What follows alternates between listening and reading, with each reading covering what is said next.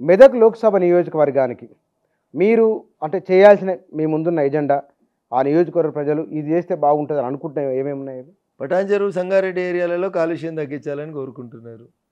దుబ్బాక గజ్వేల్ నర్సాపూర్ ఏరియాలలో కొన్ని కొత్త కంపెనీలు వచ్చి మా పిల్లలకు ఉద్యోగాలు రావాలని కోరుకుంటున్నారు.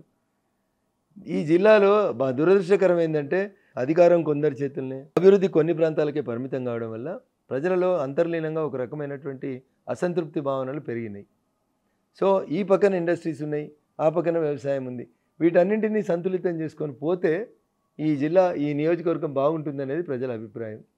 మూతపడ్డ షుగర్ ఫ్యాక్టరీని తెరిపియడమో, లేకపోతే కావాల్సిన అన్ని రోడ్లు ఇవ్వడమో, కావాల్సిన కాలేజెస్ ఐఐటి వచ్చింది మాకు, ఐఐఎం లాంటి సంస్థలను తెచ్చుకోవడమో, ఇట్లాంటివి చేయాలంటే మూడోసారి మోడీ గారు వస్తున్నారు కాబట్టి ప్రతిపక్షం ఎమ్మెల్యేలో ఎంపీలో ఉంటే పనులు సరిగా అవుతాయో కావో, రఘునందన్ దోలిస్తే రఘునందన్కి అంత తెలుసు మా నియోజకవర్గం గురించి కాబట్టి మంచిగా పనులు అయితే మోడీ గారు ఎట్లా మూడోసారి వస్తారని డిసైడ్ అయింది కదా అని ప్రజలు విశ్వసిస్తున్నారు. ఇది నాకు ఉన్నటువంటి పాజిటివ్ అంశం. రైతుల విషయంలో బోధన్ ముత్యంపేటను ఊరిపోయారు. వీటి తర్వాత రైతు రుణమాఫీ, రైతు భరోసా సంబంధించింది కాంగ్రెసు అద్భుతంగా ప్రజల్లోకి తీసుకెళ్ళగలుగుతున్నది. బీఆర్ఎస్ రైతుల విషయంలో గతంలో తాము ఏమి చేసినామో చెప్తున్నది.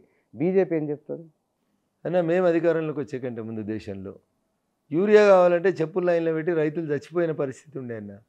రెండు రోజులు యూరియా కోసం లైన్లో నిల్చున్న స్థితిలోంచి నరేంద్ర మోడీ గారు ప్రధానమంత్రి అయిన తర్వాత యూరియాకు వేప నూనెను కలిపితే ఈ యూరియా పక్కదారి పట్టదని, పాల తయారీకో ఇంకో దానికో కెమికల్స్కో పోదని ఓ చిన్న ఆలోచనతోటి ఇలా యూరియా 24/7 దొరుకుతుందన్న.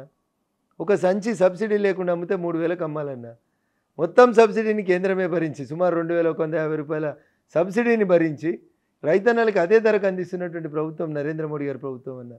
ఎకరం వ్యవసాయం చేస్తే 2 యూరియా సంచులు, ఒక దుక్కి సంచి పోతుందన్న. నేరుగా రైతుకి సుమారు 8,000 రూపాయలు దీని ద్వారా లాభం జరుగుతుందన్న.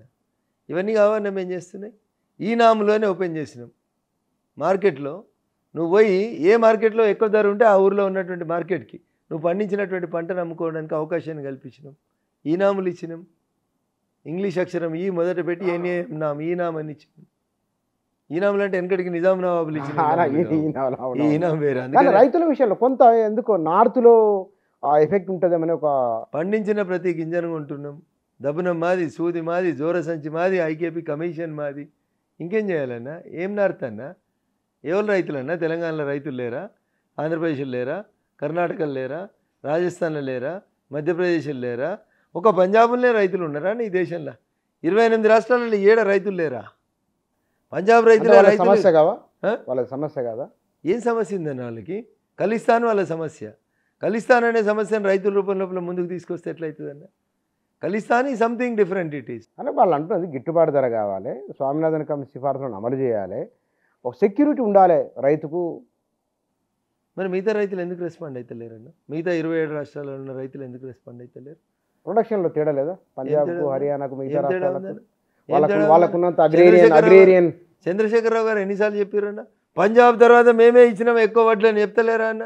నువ్వేదో చెప్తావు ముచ్చినా. మరి తెలంగాణలో ఒక రైతులు వదిలిపెట్టలేదు అన్న. అది ఒక motivated crooked for something else that is Khalistan movement. ఉన్నది చెబుతందుకు నాకేం భయం అన్న? అది రైతుల ఉద్యమం కాదన్న. రైతుల ముసుగులో వచ్చిన ఖలిస్తాన్ ప్రేరేపిత పోరాటం తప్ప ఇంకొకటి కాదన్నది.